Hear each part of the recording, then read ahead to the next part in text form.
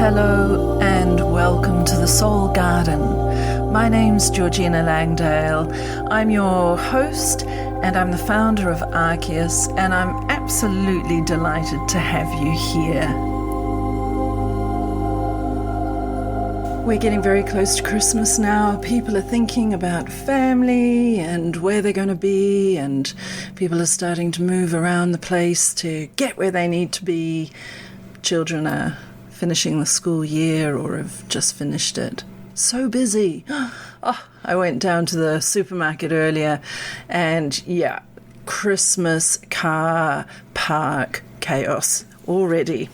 Woohoo! Anyway, in this week's episode of the Soul Garden, I am going to be talking about how Archeus evolved from just being, I say just, but I'm actually quite proud of just being an artisanal, intentional apothecary making beautiful natural skincare products and things, to the remit broadening over the past 10 years to include compassionate care, coaching, end-of-life care, courses, and so much more.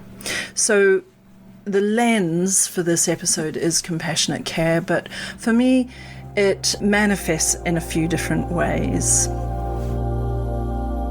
So how did it begin?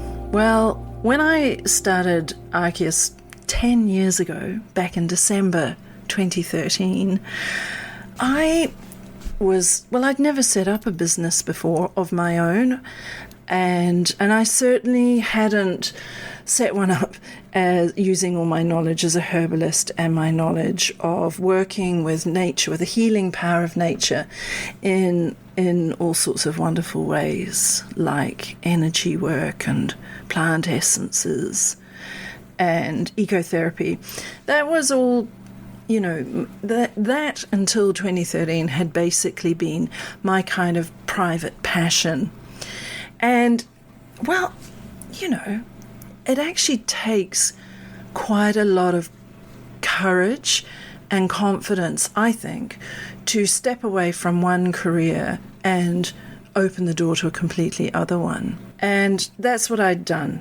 Anyway, so I just started focusing on products.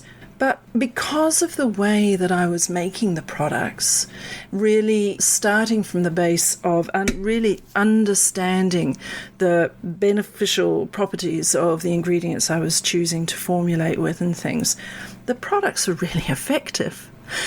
And so people started coming to me and saying, could I make something to help with this and that?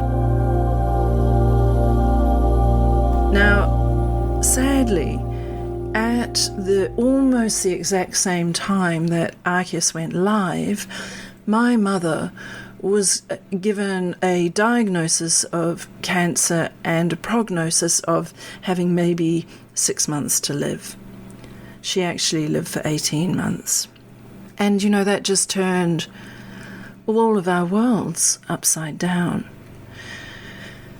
So the first part of the compassionate care journey was catalyzed by her. Initially, she wanted things to try and help ameliorate the side effects of some of the medications she was having to take for pain and things. So she was getting things like itchy skin. So I started making things for itchy skin.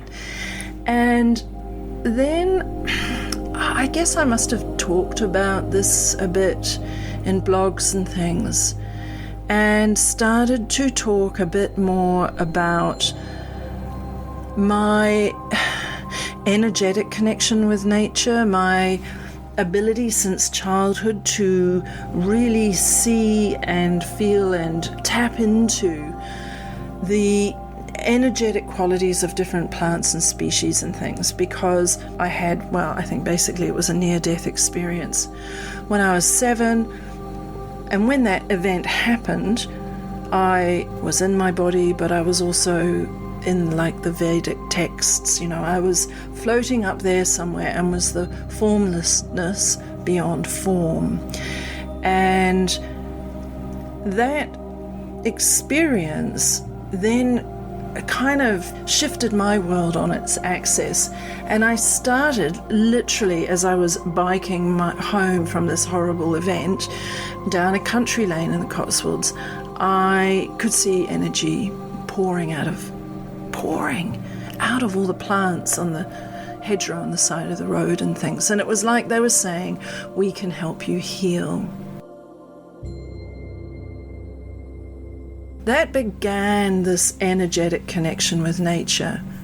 So fast forward to the first year of Archeus, I think as I grew confidence, and I think at the same time as I was talking about trying to help my mum, women particularly started coming to me for different sorts of care through their own, mostly health transitions, but actually also things like divorce, being made redundant from jobs and having to kind of reinvent themselves, or coping with seeing, like I was, ailing parents, and maybe juggling that with young children, this sort of sandwich generation that us women in midlife find ourselves in. People came to me for shamanic energy work and for plant essences. Dealing with people and interacting with people going through life transitions requires a certain degree of compassion. And I found that by tapping into nature, almost nature becoming the conduit between me and that person, great kind of compassion could open up and happen. Meanwhile, my mother was really not well, and sadly, and neither of us wanted this to happen, but sadly, during the course of her illness, something happened, and it felt like we couldn't reach each other anymore. We couldn't connect. It felt like in all the anger and fear and heartbreak and frustration and all of these things, walls got built unwittingly, and we couldn't climb over them. Even though, I have to say, we had at the beginning, we talked everything out, I knew what she wanted as her sort of care plan. We thought we really had it sussed. We were going to do this death and dying thing really well. Well, we didn't. We really didn't do it well. And I wasn't there when she died. And the next morning, I went to see her body before the funeral director came and the doctor did the, death certificate and all of those things. And I remember trying to brush her hair a bit and touch her hand, and I realized I didn't know what to do. I felt completely helpless. I didn't know how to be around this body, this vessel that had been the vessel that contained the soul and the spirit and the energy and the character and nature and drive and memories and stories of my mother. And in that sense of helplessness, I made a promise to myself and to my mother that I would do all I could from then on in to help others not feel, hopefully, not feel so disconnected, so helpless, so, disconnected at these really crucial times as we are trying to walk with somebody we love through their transition, whatever it may be. So it turned out for me that actually death and dying, the kind of ultimate life transition, taught me so much about how we show up for life and living. And I realized that a big part of my grief was actually grieving not only for losing my mother, but also grieving for the connection that we lost in those last few months and weeks and days and hours. So I started doing a whole range of things. First off, nature, obviously, for me was my starting point. So I started really focusing on what are beautiful natural things that I can make to help people have ways of creating connection when actually circumstances are really challenging and confronting. So around that end-of-life care space, I've made beautiful oils that you can massage the body with in life to create connection. You might be sitting by the bed of someone when they're very ill, and if they're able to be touched, if it doesn't hurt them, you could maybe just gently massage their hands or feet or something. So I made oils full of beautiful symbolic plants and resins and things to think about the sacredness of connection and of vessels and of love. So I worked with things like olive and frankincense and myrrh and spikenard and all these beautiful things. I also then quite explicitly said that these oils can also be used after death to care for the body as a way of saying farewell. I made plant essences. So plant essences are forms of vibrational medicine. They're the complete opposite of essential oils, which are very aromatic and have a lot of plant material, makes a very small amount of essential oil. Plant essences, on the other hand, or flower essences or flower remedies, you may call them, require very small amounts of plant material because you're just tapping into that life force of the plant and its character, and it kind of lifts its beneficial properties above the coarse aspect, as I call it, into the spiritual and soul level. Truly beautiful, great emotional support.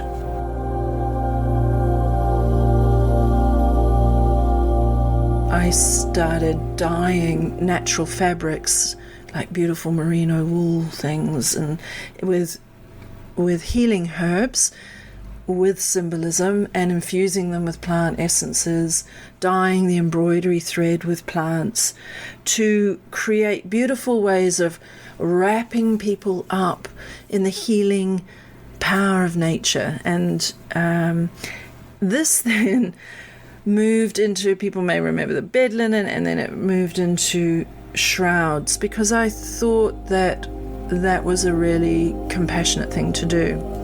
However, compassion isn't just about things that we put in bottles and on our skin and sip and smell and all of these things. Compassion is about connection and communication, about verbal and non-verbal communication. And I wanted to really deepen and develop my skill in holding compassionate, contemplative space for people when life changes. And so, as I mentioned before, death had become the teacher for me. So I did a lot of studying in end-of-life care and training. I trained with things like the Conscious Dying Institute in Colorado as a Sacred Passage doula and end-of-life coach. I trained with Dale Borglum with the Living Dying Project in San Francisco, and courses with Frank Ostaseski and Joan Halifax, kind of who's who and Chodo Campbell, the Zen Center for Contemplative Care in New York. The who's who, really, of end-of-life compassionate care. That was really great. I loved all of that. And I found that even though the catalyst in a way had been death and dying, it was also the catalyst about life and living. Whenever any of us at any stage of our life suddenly find everything changing, illness, jobs, relationship, children, whatever it is, the same skills that will help us really step up and be there for others in that ultimate transition of end of life are also going to really, really help us in life at the beginning of an illness journey, as women move through transitions like menopause, all of these sorts of things.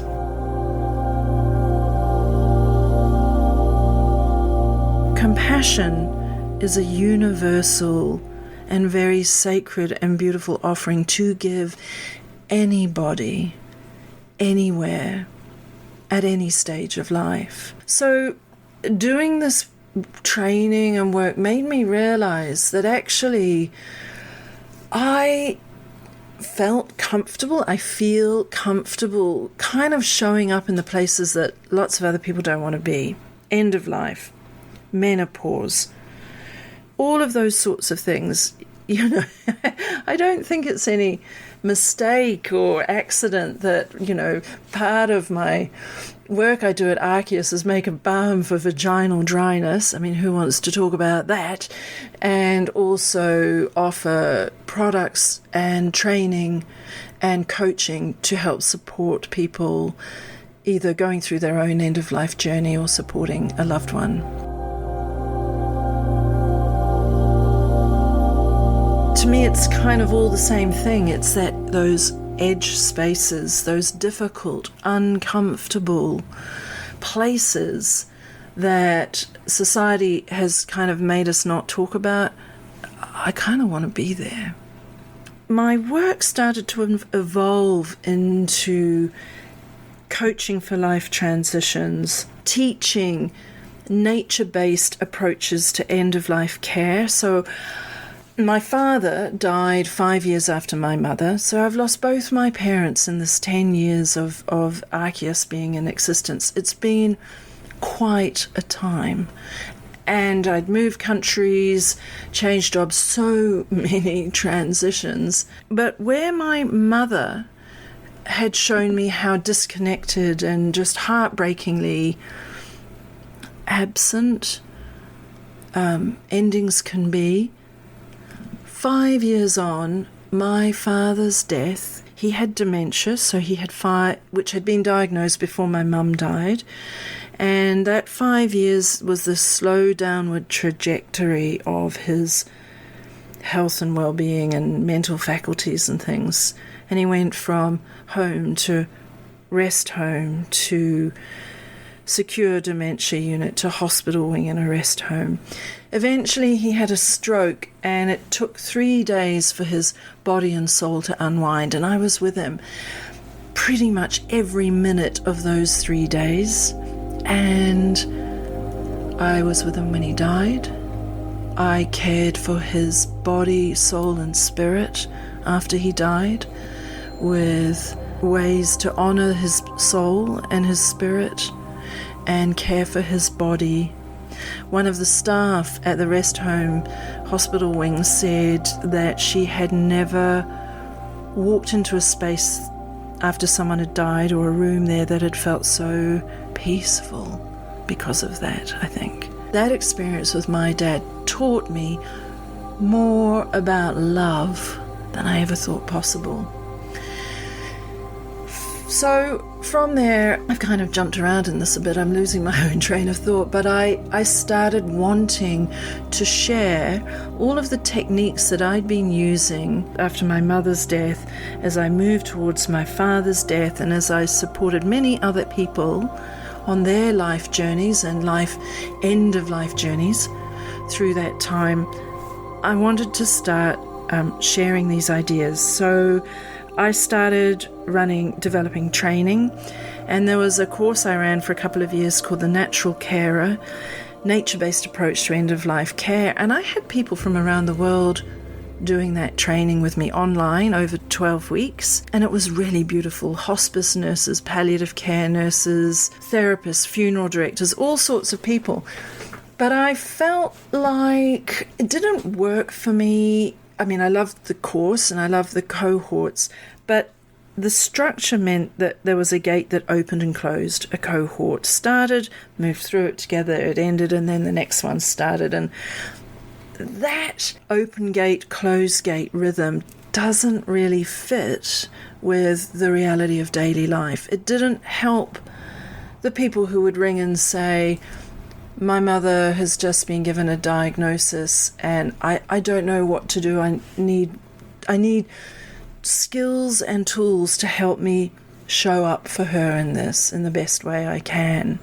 So I took a break, a pause from doing that training, and in 2024 I'm going to be offering it in a number of ways. One, I'm breaking it all up into really accessible bits to meet you where you are. You might not want to know about nature-based ways of vigil at the end of life, but you might really, really want to know about how do I hold compassionate communication? How do I ask open questions? What are the energy techniques I can use to support someone when I'm right there in the room with them, or when I'm sitting in London and my father is sitting in Hawke's Bay, New Zealand?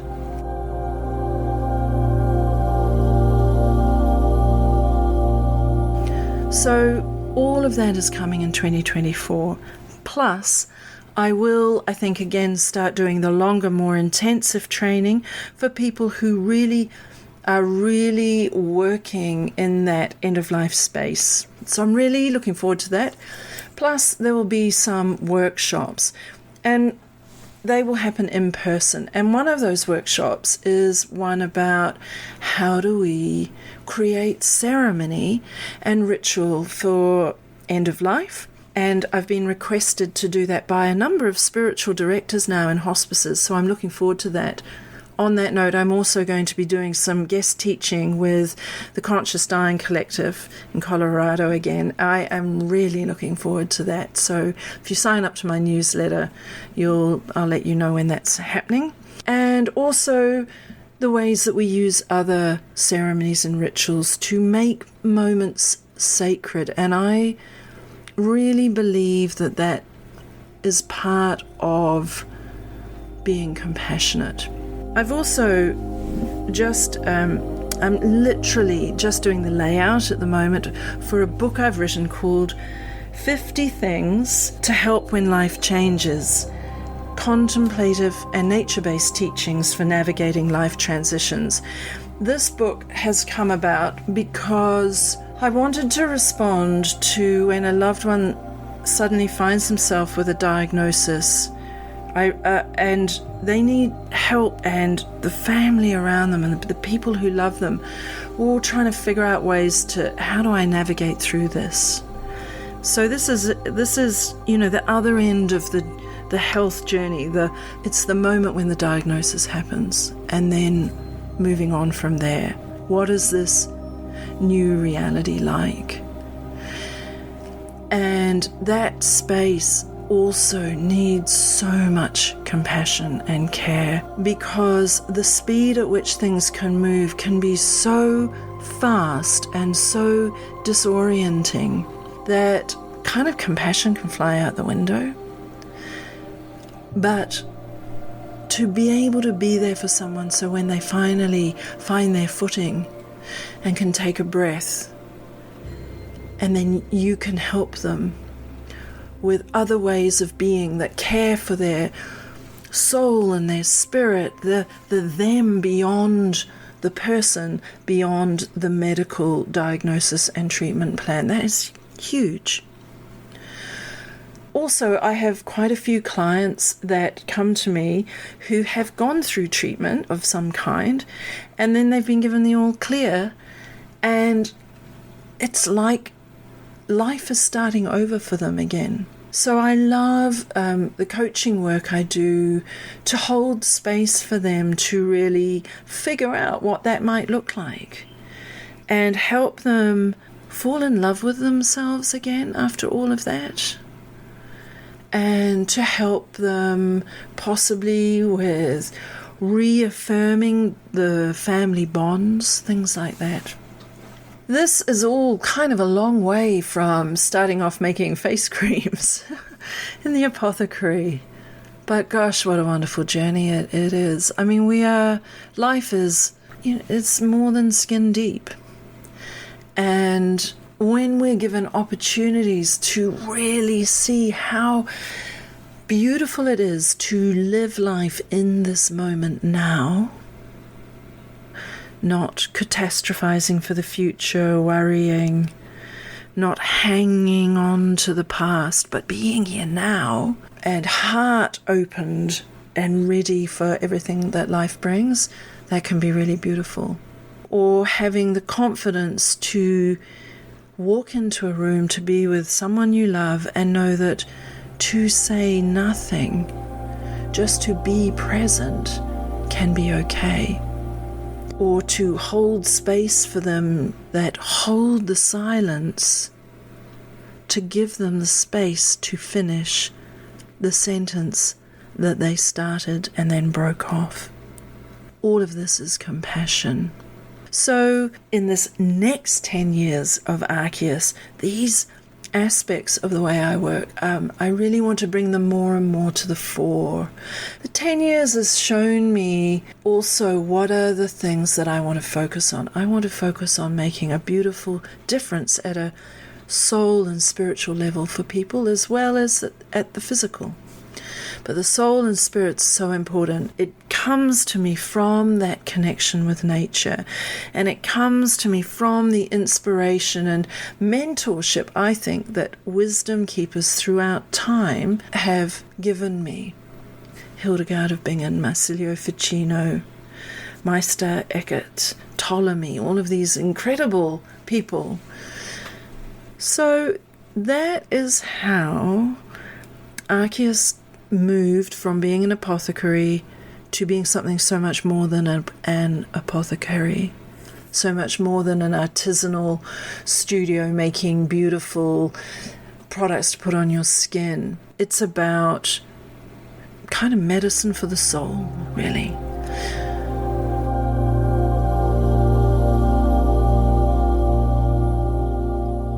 Where to from here? So, lots coming in the new year. Keep your eye out for workshops and online offerings. I'd love it if you subscribed to my newsletter on georginalangdale.com. I can keep you abreast of things there.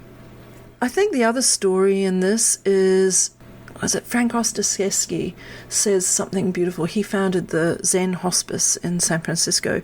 He said, don't hold back. Experience everything. So for me, experiencing death and dying has opened me up to the wonder of how we can experience everything in life, and how we can find resilience and compassion and multitudes of ways to show up for others. So I hope this has shed some light for you. I hope there are things here that have resonated or piqued your interest. As I say, this episode is still part of my reflecting on 10 years of Archeus. So this is my reflection on compassionate care for now. And, I'm going to read you a poem. Because I have the manuscript for this book in front of me. I wrote a poem the other day. I'm training with the One Spirit Foundation in the UK, training in spiritual guidance and counselling. I'll be ordained as an interfaith minister in July 2024. Quite exciting. But in class the other day, I was looking out the window whilst we were being taught. We have beautiful teachers at One Spirit. And I wrote this poem. It's called Rose Poem. And I think this sums up compassion. The red rose flowers. I had tried to take it where it did not want to go. I had tried to make it climb, but it wanted to be a bush. Until one day I saw it for who it was and set it free. Now, the rose flowers abundantly. I'm Georgina Langdale. You've been listening to another episode of The Soul Garden. I'm really delighted that you could join me here today, and I will be back next week to talk about plant essences. Meanwhile, if you're interested in finding out more about my offerings, I suggest that you head on over to my website, which is georginalangdale.com, or if you're just simply after that vaginal dryness balm I mentioned earlier, you can go straight to archeus.nz. That's ARCHEUS.NZ. Thank you for listening. Until next time, goodbye.